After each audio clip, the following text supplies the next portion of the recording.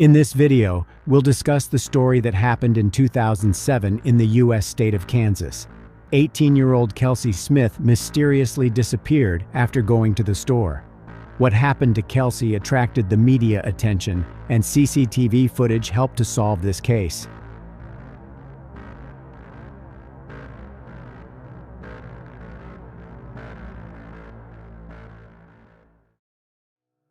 Kelsey Ann Smith was born on May 3, 1989, in Overland Park, Johnson County, Kansas. Kelsey was one of 5 children of Greg and Missy Smith.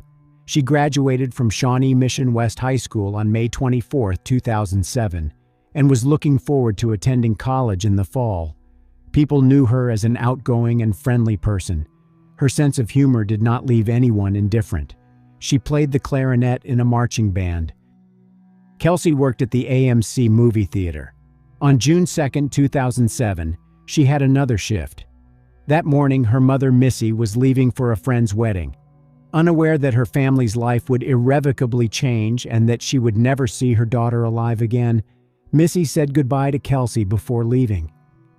Kelsey went to work by car, which her parents gave her. Her morning shift ended without any incident. After work, she met her father and her sister Lindsay. Together, they went to an amusement park. It was a wonderful day, which unfortunately did not have a happy ending. At about 6 p.m., Kelsey decided to go shopping. She asked her sister if she wanted to keep her company, but the latter refused. Therefore, Kelsey left the house alone and drove to the nearest Target department store. Before leaving, she told her father, Greg, about her plans and said she loved him. Greg was a policeman who loved his children madly. The man taught them basic self-defense techniques and to always take safety precautions. About an hour later, Kelsey called her mother, who was going home from a friend's wedding, and said she was shopping. They had a short conversation and agreed to see each other at home. After some time, John, Kelsey's boyfriend, arrived at Smith's home. John was one of those guys who inspired Greg's confidence. He often spent time at their house, and everyone believed their relationship would eventually grow into something more. That evening, Kelsey went to the store to buy a gift for John. The latter tried to call her but couldn't get through. He went to her house, but she wasn't there. Greg started calling his daughter, but she did not answer. After many unsuccessful attempts to contact Kelsey, Greg became worried. As a policeman, he tried to remain calm, but as a father, he was getting more concerned with every new minute. Greg started calling his daughter's friends, but no one knew where Kelsey might be or why she wasn't answering calls and texts. Kelsey wasn't like her peers. She always called her family, even if she was a few minutes late. After some time, John and Kelsey's sister, Lindsay, got into their car and started driving around the area, hoping to find Kelsey's car. What if she got into an accident? Maybe the police pulled her over for speeding. They first checked the parking lots at various stores. In one of them, they saw a Buick belonging to Kelsey. She told her father she was going to the Target store. However, they found her car near another store. John checked the car, but Kelsey wasn't there. Lindsay called her father and said they found Kelsey's car. Greg told them not to touch anything, as the car could be a potential crime scene. After all, if this was the case, it was crucial not to destroy the evidence possibly left there. Greg contacted the police and reported his daughter missing. The police launched an official investigation. The detectives immediately arrived at the place where John and Lindsay found Kelsey's car. The first odd thing that Greg and everyone else noticed was that her car wasn't in the Target parking lot. It was next to another store, in a poorly lit part of the parking lot. The detectives carefully examined the car, hoping to find anything helpful to finding Kelsey. But the only things they found inside were a package, gift wrapping paper, and the gift the girl bought for her boyfriend, John. There was nothing inside the car that would indicate a crime. There were no signs of a struggle, no traces of blood, nothing like that. The keys were under the driver's seat. But then detectives saw something strange and suspicious. They saw some fabric that looked like a t-shirt sticking out of the trunk. With anxiety in his heart, Greg opened the trunk. It was empty. Kelsey was not there. She bought her gift for John at Target. It meant she was there at some point. Forensic experts thoroughly examined the car and found a thumbprint on the seatbelt. It did not belong to Kelsey or anyone with access to the car. Kelsey had just graduated from high school and was going to attend the University of Kansas, planning to become a veterinarian. She was always an exemplary student. Kelsey was a very ambitious and cheerful girl. She had her whole life ahead of her, but now she had mysteriously disappeared, and her family desperately needed answers. The police continued their work. However, apart from an unidentified fingerprint, there was no evidence to indicate that her car was a crime scene. It seemed like someone just left the car in this parking lot.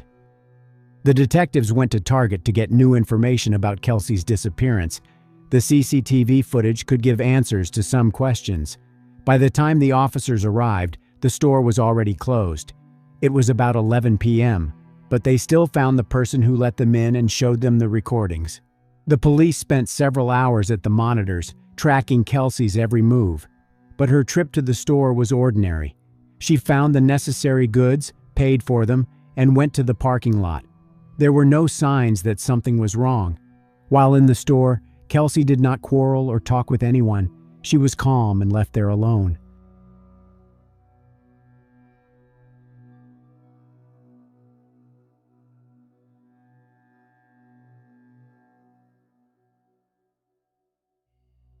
But here's what seemed strange.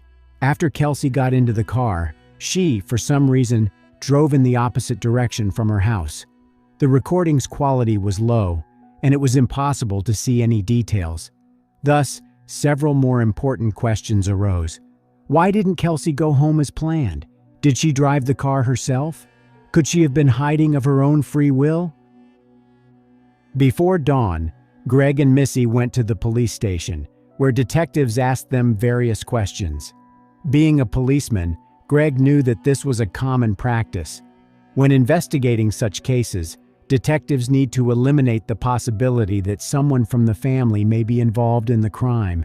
He knew that the sooner he and Missy answered the questions, the sooner they would stop being suspects, and the sooner the police would focus on finding other leads. The couple answered all the questions. Kelsey's parents weren't the suspects. The next person the police wanted to check for involvement in Kelsey's disappearance was her boyfriend, John. After all, Kelsey had spent most of her free time with him in the last few days, and he was the last person she had contact with. They needed to know where John had been before he went into Kelsey's house and told her father he couldn't contact her. Partners are often directly related to what happened to their soulmates.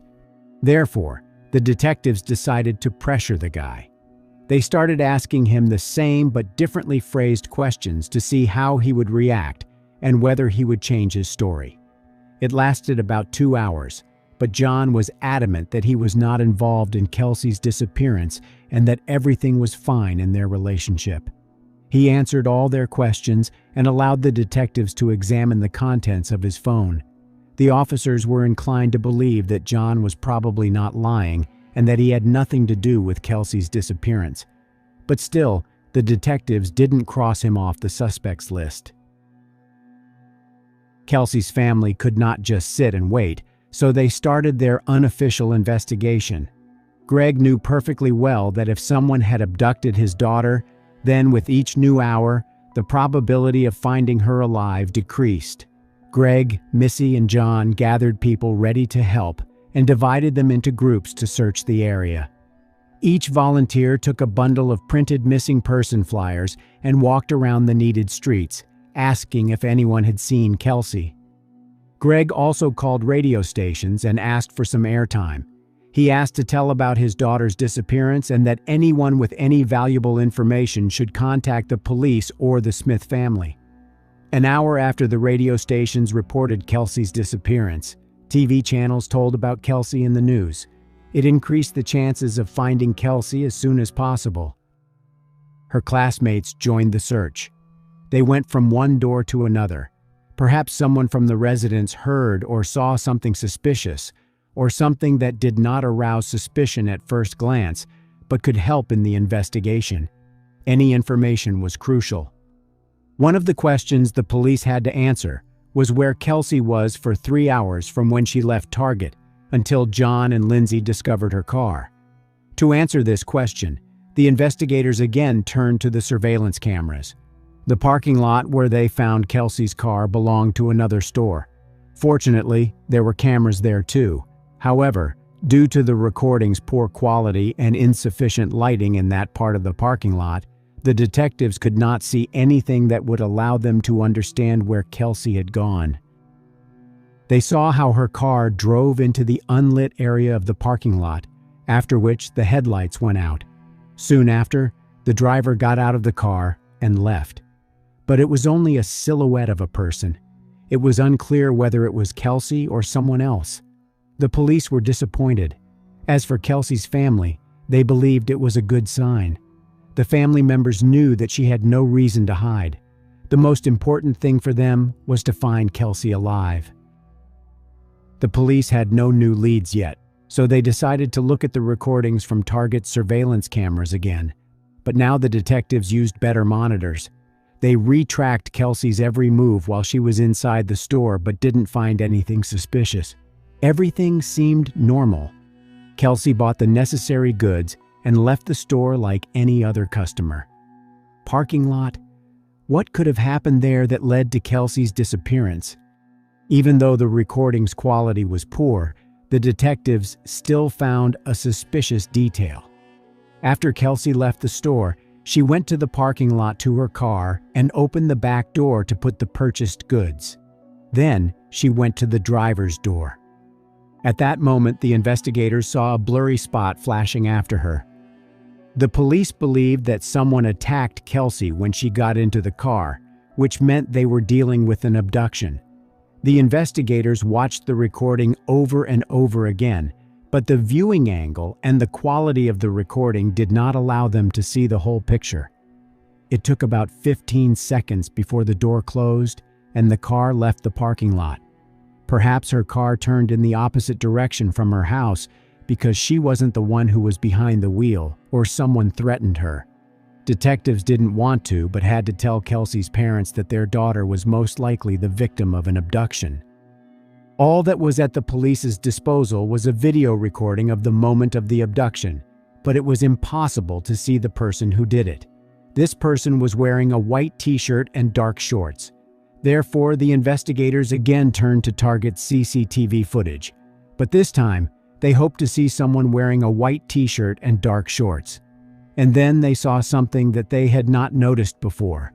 A man in a white t-shirt and dark shorts followed Kelsey wherever she went. He kept his distance so Kelsey wouldn't suspect anything, but he was always there.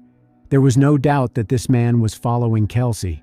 When Kelsey approached checkout to pay for the goods, he unhurriedly headed for the exit. He obviously left the store first to wait for her in the parking lot. Soon after, the police managed to get a clearer image of his face.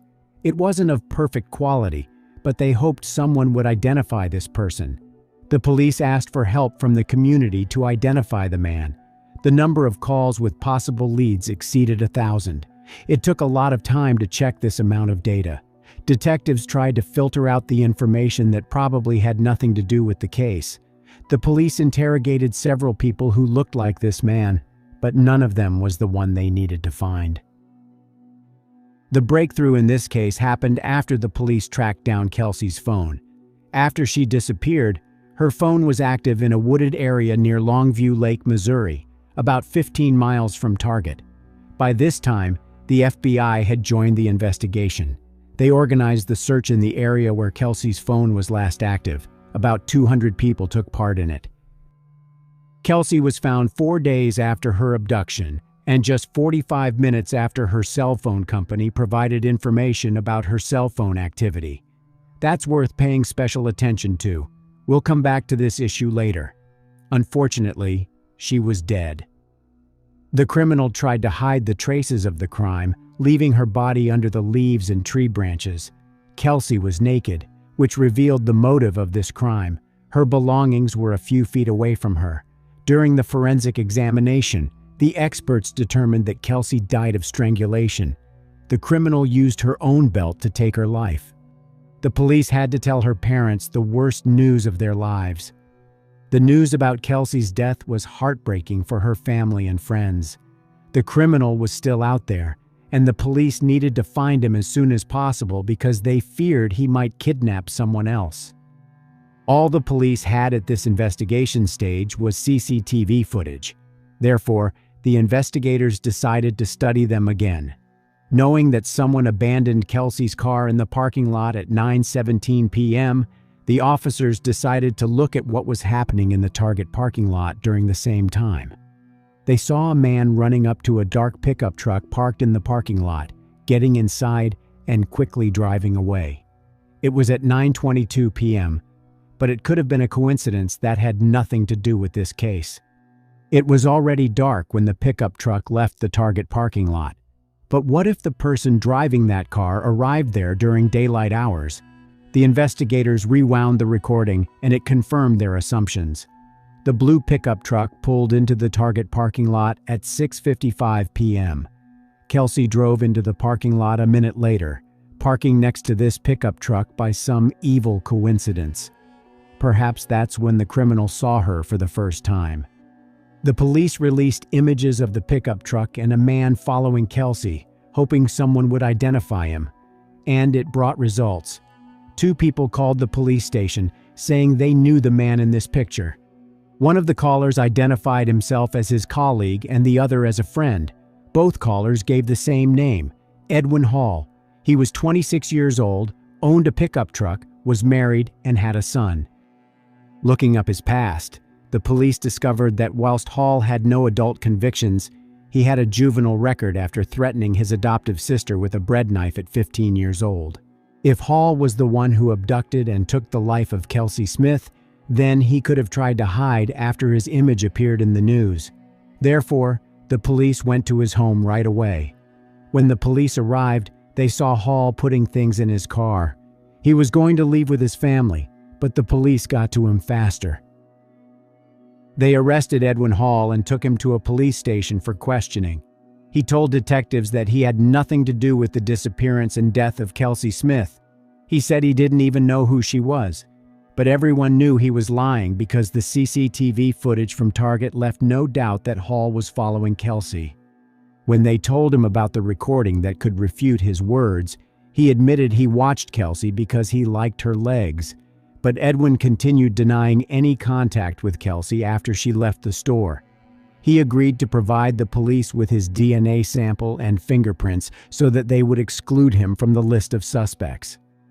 Hall was sure he had left no trace, but he was wrong to think that. His thumbprint matched the one found on the seatbelt in Kelsey's car. This information directly connected Hall with the abduction and death of Kelsey Smith. After all, there was no other explanation for his fingerprint being on the seatbelt.